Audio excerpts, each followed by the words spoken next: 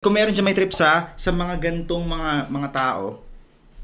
Mit von der Party, die Woodies. Das ist very good. Ja.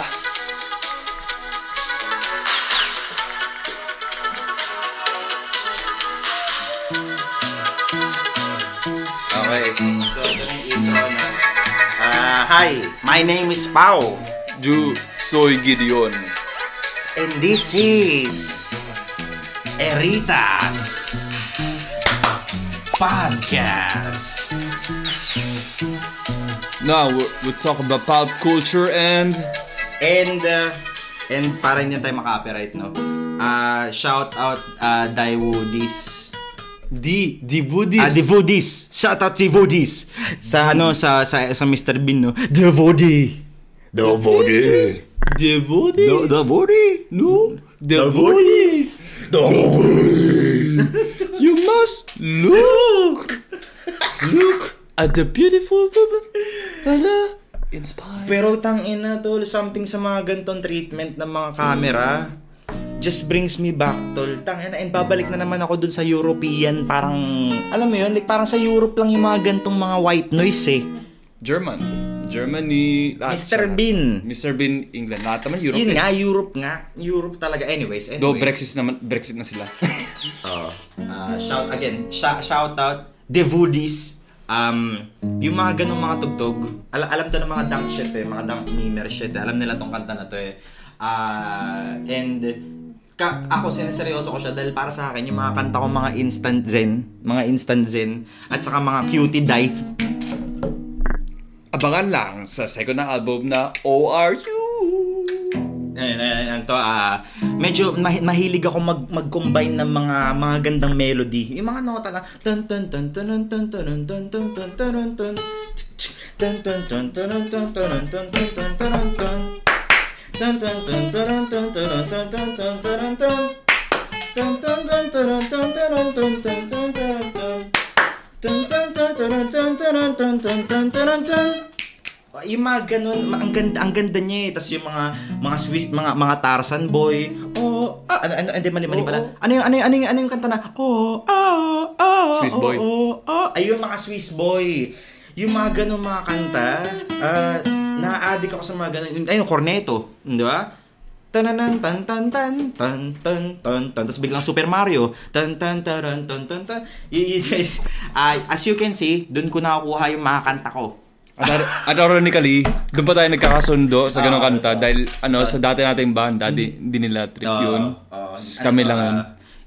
Hindi kasi ako marunong basa ng nota. Si Gids super into the into educated and versed dun sa mundo ng music since yun yung naging course niya. Classical music student ako pero di ko rin sineseryoso kasi at the end of the day rockstar pa rin ako. Like gusto kong gawin, ayun lang yun. Then ayun to give you an insight, dun kami nagkaroon ng band ni Pao noon time na yun kasi nung tayo na nasa metal pa tayo noon, like wala lang kami, like, wala, hindi kami nagpapansin, like, parang lang kami, like, banda lang, diba? Like, banda lang. At then, noong time na yung nag-inuman, doon na kami nagsimula na, okay, ba't natin na, alam mo, sige, simulan na natin to. Nagsimula kami nung sabihin na natin to, sige. Hala, puta. Or wag muna. Sabihin mo, ano sasabihin mo? Hindi, yung simulan natin. Yung foundation natin. Pwede naman. Sige, after na lang si Performative Mail. Sige. Yung foundation namin noon time na yun, parang puro metal yung mga tugtog, mga metal talaga. Tapos nung came out of nowhere, biglang pinatugtog yung Alanis Morissette. Ironic. Doon kami nagsimula hanggang sa... Ang bading nito pakinggan. Pero I mean, para sa akin, like, insecure kayo kung tingin yung bading to. Talagang totoong magtropa lang talaga, pre. Like, brothers in arms. Ewan ko, kung ganun, baka wala kayong healthy na male, companionship. O baka talagang puro lang kayo macho. In that case, alpha. More power to you. Bahala na lang kayo dyan.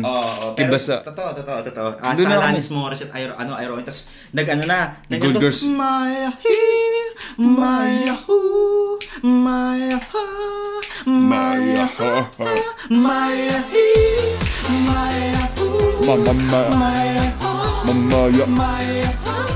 So live your life. Yung mga ganun. Mga biglang Rihanna. Like, alam mo yung mga nung panahong mga jeepney pa, yung mga panahong mga 2009, 2010, tas talagang alam mo kung sino yung hindi mo sasakyan na jeep dahil puta narinig mo agad yung upuan niya dun sa base na speaker niya, mga 500 meters away, narinig mo na agad. High gain eh. Oo, narinig mo talaga yung Disturbia paulit-ulit. Tapos gano'n pa yung drone.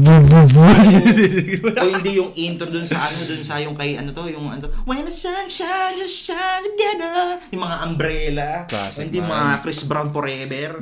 Basta doon kami nagsimula nung nagpa-man. Tangina mo, kumakwarenta yung yung takbo ni Manong Hindi Chupero. 40, normal pa yun eh. 60. Hindi pa. Taas mo pa. 80. Sige. Umi-80 yung takbo ni Bossing. Putang ina si Manong Chuper. Puta, ano yung sound trip niya? Cyclone. Ano pagkatapos nun? Mr. Suave. Bam. Only here at the Remix. Philippines, pare. Diyos ko po. Papuntang Rizal pa yun eh. Oo, Diyos ko po. Shoutout parokya.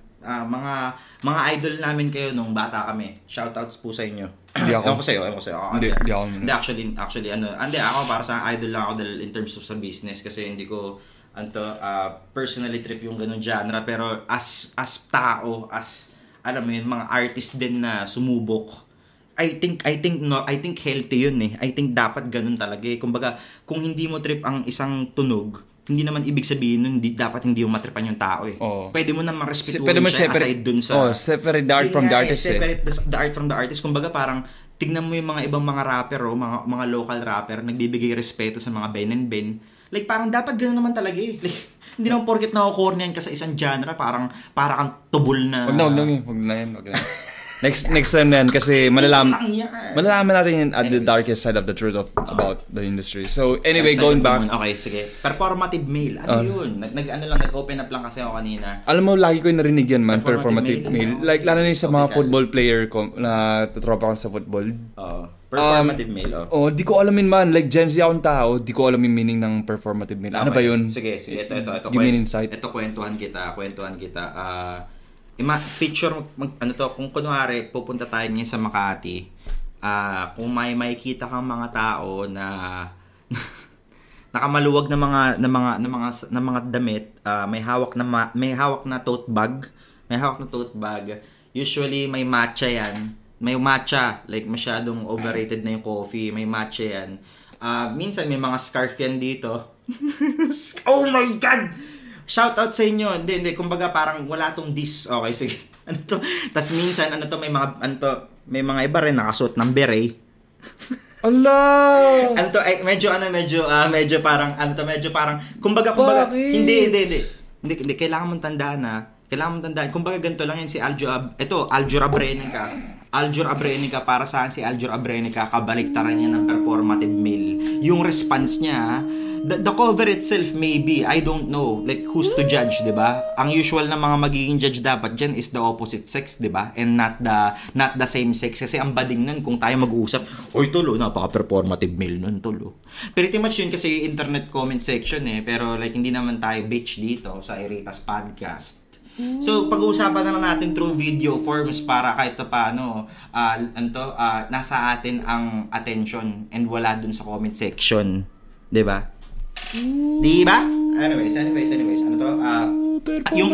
yung pagbabounce ni Aljur Abrenica. Si Aljur Abrenica nakikita ko nagpo-post siya na parang pupunta siya sa gym, tas POV. Papasok ka sana sa gym, tas narinig mo to.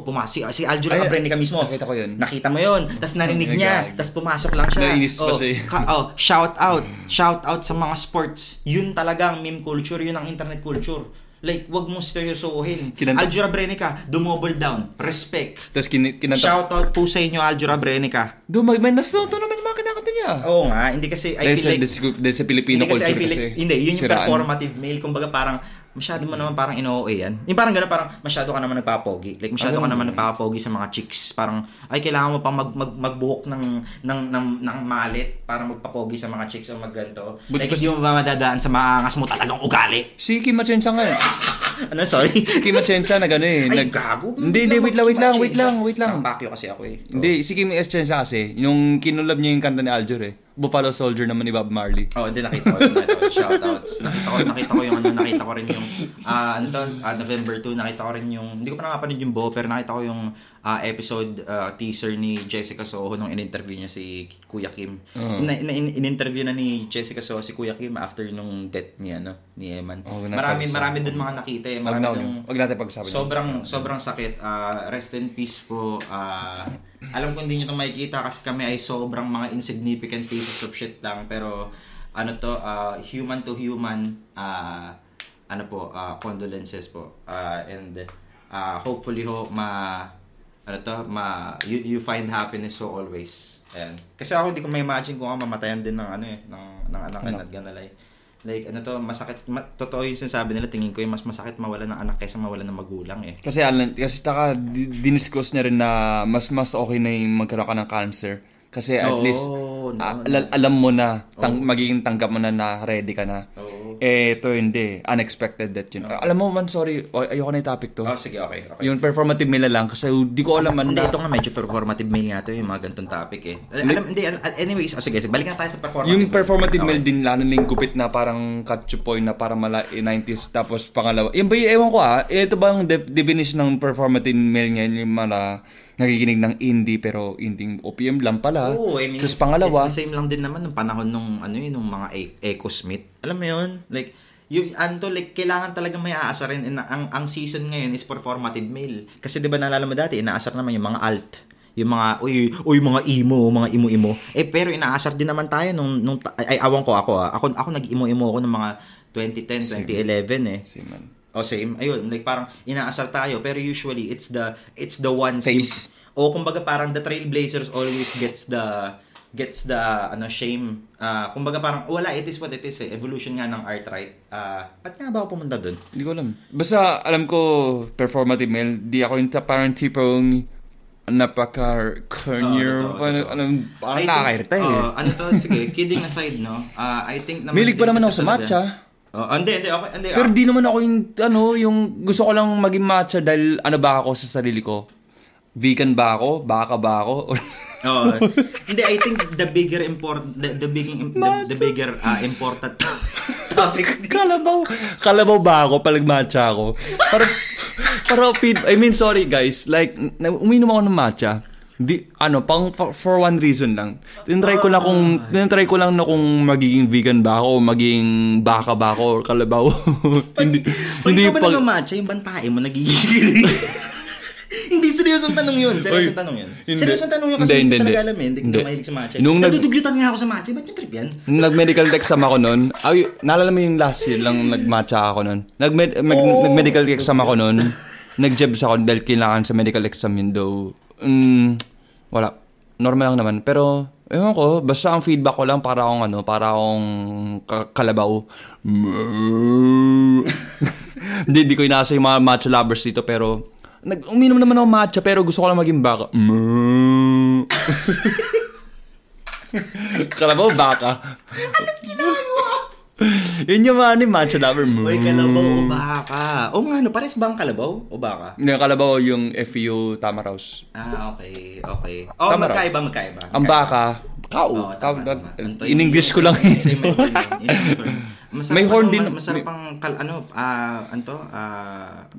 basta di rin naman mga Starbucks na tao din. Like, hindi naman kahit mayaman ako, hindi. Like, tapa ng kalabaw.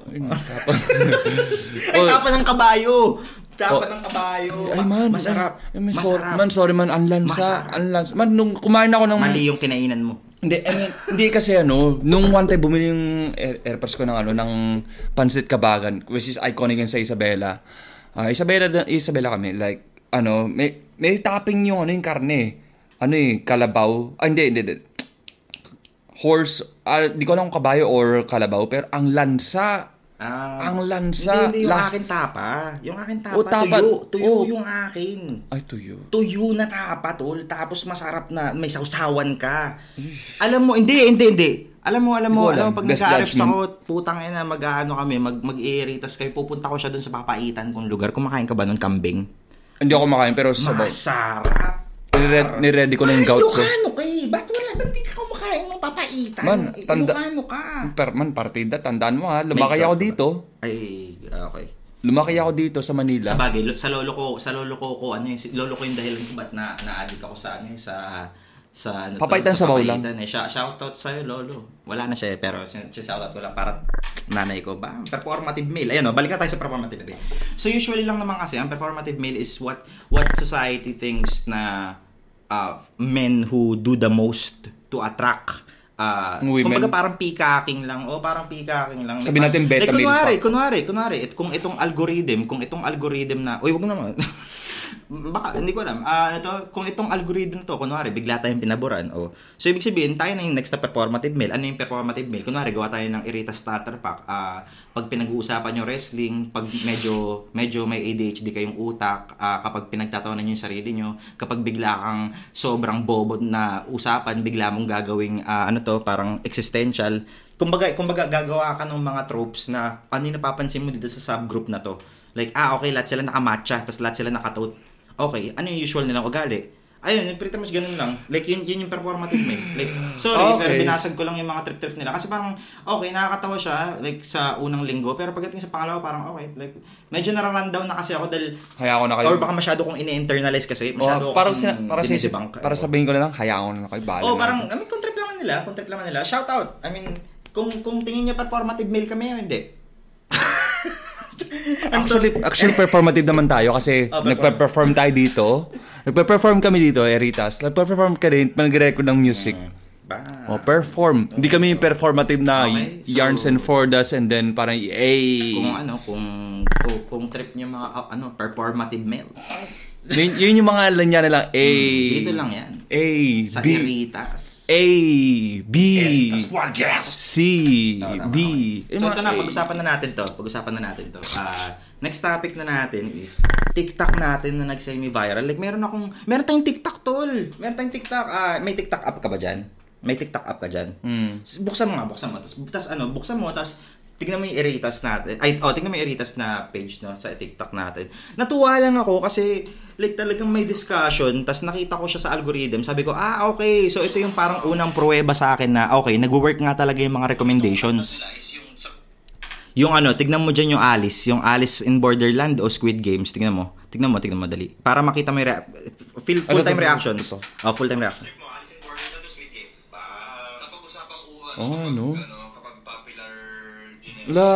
popular wise, so organic yan, buds. Pag-unahin mo yung critical thinking skills. Walang walang chemical. Para sa akin, madali ang sagot ko dyan, easy squid. Oy, tama na tol, ina-internalize mo na masyado. Like, balik na tayo dito. Mag-comment ka lang. Nag-podcast ka haba, nanonood ka ng podcast. Nag-podcast. Gago ka. Parang Nicolas Cage inside the cage of Nicolas Cage. Riddle. Anyways. So, yun nga, tapos napansin ko, sabi ko, gago, maganda yun na.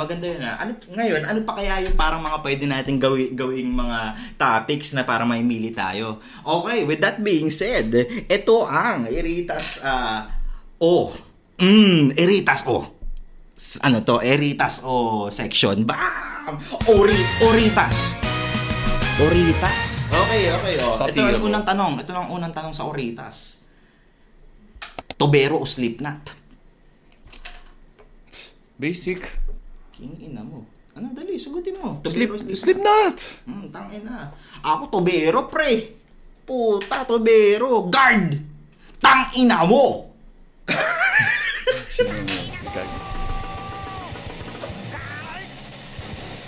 Ayun yung ginawa ko, performative yun. Ganun ba yun? Hindi, kasi minura ko talagang tangina mo. Hindi ko alam. Baka sinasay-analyze ko lang yung analysis ng isang social program na ginawa nila. Anyways, so Slipknot o Tobero. Syempre, 'di ba? OG Slipknot, 'di ba? Sino bang tingin mong ginaya ng Slipknot, Bam? Sino ba tingin mong inspiration ng Slipknot? Actually, marami.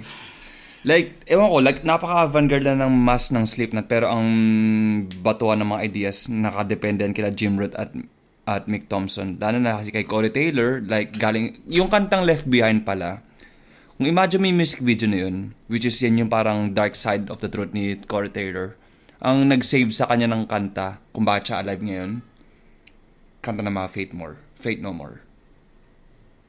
Diba? Si Mike Patton, jack of all trades sa musician yun. Shout out. Shoutout Mike Patton. Shoutout Corey Taylor. Shoutout Virgin Packer. Tangina mo. Subo ang ulo. Ng Eritas. Shoutout Tubero. Bam. Hashtag Tubero. O, diba? Ano pa? Papili ka pa. Dali, Oritas tayo. Bigyan mo ako ngayon ng papilian mo ako. Dali. Yung mga parang ganyan. Dali. Okay, sige. Undertaker versus Kane. Undertaker or Kane? Sino pipiliin ko? Ay, puta ka. Basta sa akin, Sino ka? Undertaker. Andun yung halo-halo siya man eh. Hindi. Nandun din. Malo din yung kay Kane. Oo. Which is, ikaw yung tingin ko kay Kane man. Oo, medyo. Kasi corporate siya. Ako Undertaker, like parang bobo-boboan lang na badass lang At siya. parang gusto ko yung aesthetic ni Kane eh. Like, ang ganda ng entrance music niya. Slow Chemical. Figure 11.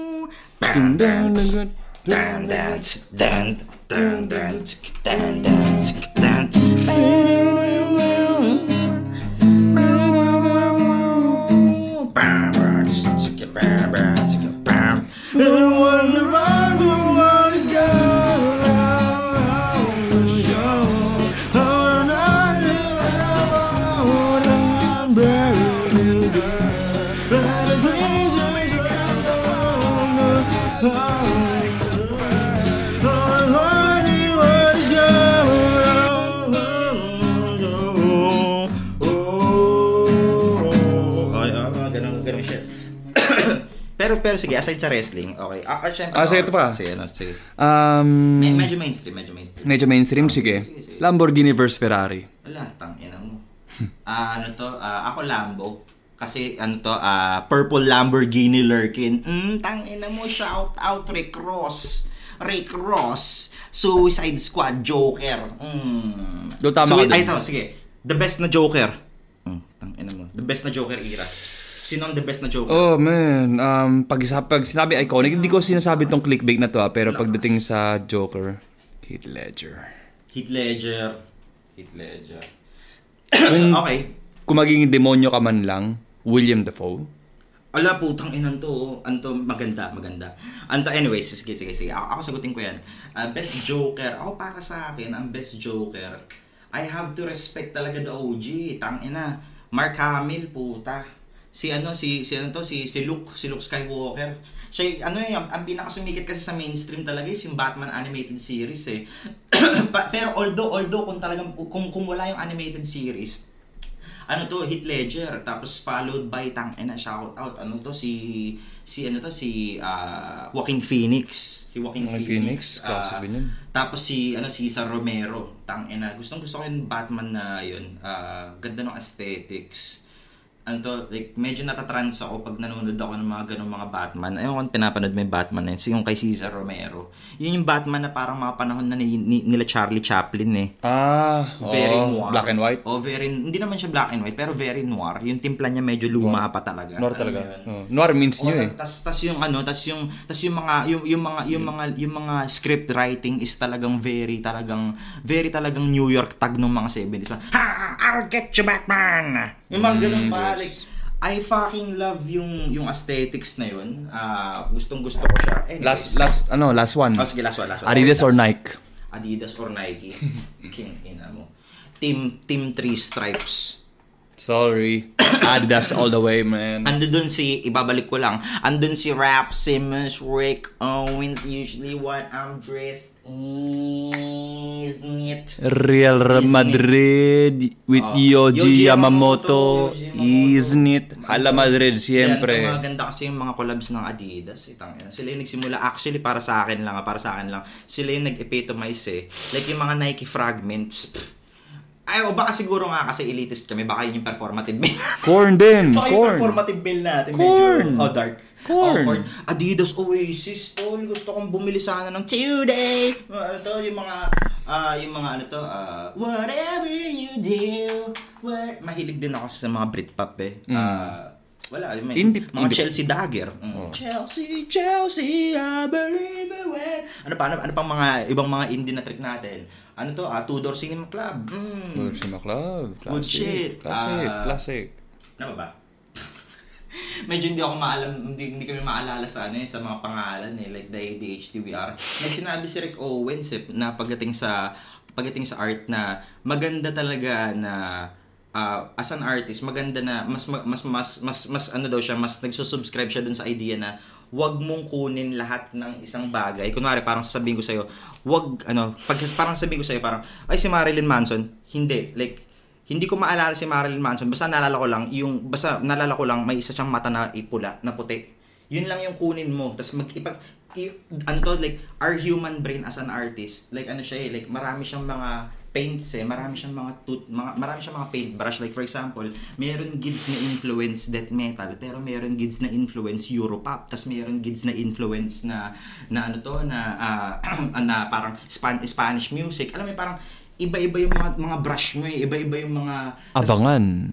Blank canvas and as an artist, kaya nga dapat never kang mag-fixate na dapat ako para sa akin kasi ayoko ng mga ganun tao like yung mag-fixate talaga. Yun yung tingin kong performative male. Kapag ikaw masyadong ginawa mong personality ang isang artist or isang genre or ang isang kulay or ang isang, kumbaga kung masyado kang nagsusubscribe sa isang bagay, like ikaw talaga yung totoong performative male Kasi hindi mo naman kailangan gawin yun Paano bang pag nagsusubscribe ka pag kunwari pinapakinggan mo lang or medyo may elitist ka in music taste, alam mo, parang itong shade of indie ang pinaka-supreme na indie. Gets mo ba? Yung tono ko gets mo ba? Alam mo yun, gets mo ba? Kaya nga ako enjoy ko yung pop kasi ang pop like palagi siyang scrutinized pero like never siyang nagiging fix yung tunog. Yung bang tunog nung pop nung 2011 katunog yung 2022. Alam mo yun, like body ang 2011 na pop sila Katy Perry. Tapos ang 2022 sila Billie Eilish, ang layo na ng tunog. May evolution siya. Kasi nga minimesh lahat. Speaking of Billie Eilish pala, no? Subgroups Ito, speaking of Billie Eilish pala. Sige, may next pa tayo na topic, sige.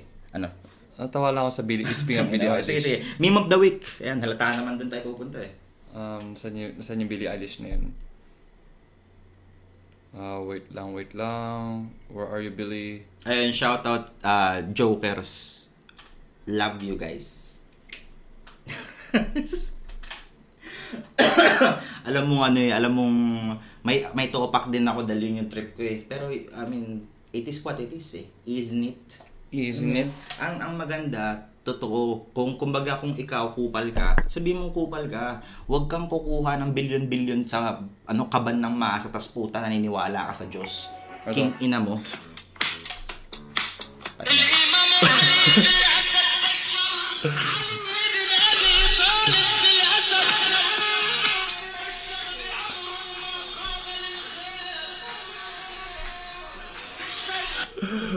So yun nga yung talagang yun yung autism ni Idol. Kay Jake yung sinabi ni Jake. Ay, binara niya na. Musician. Kumbaga musician. Yeah.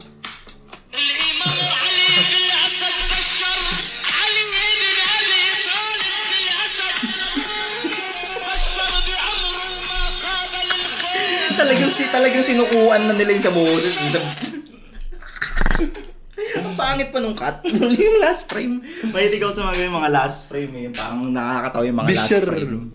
Ang sarap mang-cut ng perfect na last frame na parang mukha kang tubol Alam mo yun? Totoo. Pero like, we do believe naman na what we do kapag ginawa sa amin, goods lang. Kasi yun nga like, sport dapat dapat walang corrupt. Anyways, and ito natin Okay, so ito na yung last segment natin. And itong segment na to, we're just gonna show appreciation. Bam! Nakita ko lang recently na si Idol, shout out to you. Si Sir Uso Bat Recording, puta may napalado ng award. Ang ina. Applause ka natin si Idol. Sinabi pa talaga, pumalakpak pa na. Pumalakpak ka. Alam mo, parang nanay kuya ko na to Si Sir Giro, tangina. Like, papakitaan ko lang yung appreciation. Wala lang, di ba? Wala lang. Namimiss na kita, Lods. Kadyutin mo naman ulit yung mo. Yung yung keyboard. Hindi yung mixer. Yung mixer. Par, ganun niya kamahal ang music, tol. kinakadyot niya yung mixer niya pag tinitimpla niya yan. In case na kung kailangan nyo Premium services. kung kailangan nyo ng background ni Jiro, check nyo yung banda namin. Kupal eh, no? Check niyo yung band. Tapos pag paangit kami, pangit na rin siya. Kupal dede. Ano to? Pero tanga na to. Ang dami ko natutunan dyan kay Jiro. Gago, nakakatuwa yung utak niyan. Talagang Malaro siya man. Ano rin siya, lutang din siya tulad natin. Para sa amin, compliment yun, pare. Tanga na, compliment yun. Underrated na si Jiro, tingin ko eh. Underrated si Jiro eh. Ano to, but then again, I feel like kung ikaw ay naka-cluster dun sa audience na ano to, Pilipino, na ang pinaka main influences are not necessarily Filipino music as well. Talagang medyo pag narinig mo rin yung timpla niya or yung personality niya, ma-attract ka rin sa kanya kasi tulad mo siya eh. Alam mo 'yun? Kumbaga parang si Jiro, sabi niya sa akin, ini-snitch ko si Jiro, no? Pero mas nakikinig daw siya sa Slipknot kaysa sa Slapshot. Which is okay. So yung introduction mo is American, 'di ba? I mean ano to, like yun yung isa sa mga prominent na kinatuwa ko kay Jiro, puta. Tapos talagang pag siya kunwari parang yung other ladder natin, siya yung nagtimpla nun, 'di ba? Hindi yun nakikinig ng psychedelic, hindi nakikinig. Sabi ko, gusto kong gawin, 'di ba? Sabi ko, gustong gawin. Okay. Inintroduce ko sa kanya. Sabi ko, "Oy, tol, ganito tol yung parang tunog na gagawin namin." Tapos finorward ko Tame Impala, MGMT, blah blah blah blah. Basta mga shit na trip ko noon, no? Hindi ko na alam eh. Tapos sinound trip niya. Inaral niya, in-apply niya, yun yung lumabas. 'Di ba? Like parang open siya to, kumbaga parang as an artist, parang open siya to evolve. Parang hindi lang siya one-dimensional. Parang, uy, tangina, trip ko to ha. Like, nag-hyperpop ka bigla. Uy, nag-trap ka bigla. Uy, nilagyan mo ng gitara yung mga kanta mo. Uy, nag-808s tayo bigla. Uy, gumawa tayo ng saxophone na preset lang natin. Synth lang. Alam yung mga ganun. Doon nagsimula yun eh. Doon nagsimula yun kay Jiro. Tamang trip-trip lang. Sa experiment na lang natin, no? Tamang trip-trip lang. Hanggang sa lumawak din yung mundo namin ni Jiro. Hanggang sa maganda. Na-appreciate ko yung art journey ko. Long side kay Sir. Shout out sa inyo, Sir Jiro. Babalik ako dyan. Send ko sa iyo tong link na to dahil alam ko naman masyado kang busy para panoorin to eh. And with that being said, gano'n kami mag-appreciate ng mga kapwa namin. So kung ikaw ay kapwa namin, tangin na. Diba? Lapit ka na dito, boy. Or ma'am, or ladies and gentlemen, no? Yun na lang, ladies and gentlemen. Boy. At dahil nga dyan, mga ladies and gentlemen, ako si Pau. Mi nombre es Gideon. At ito ang... Esto es Eritas Podcast. Hasta luego, muchachos. Sasabihin ko sana, Performative Male Podcast. Performative macho. Hasta luego, muchachos. Eritas, baliktarin mo.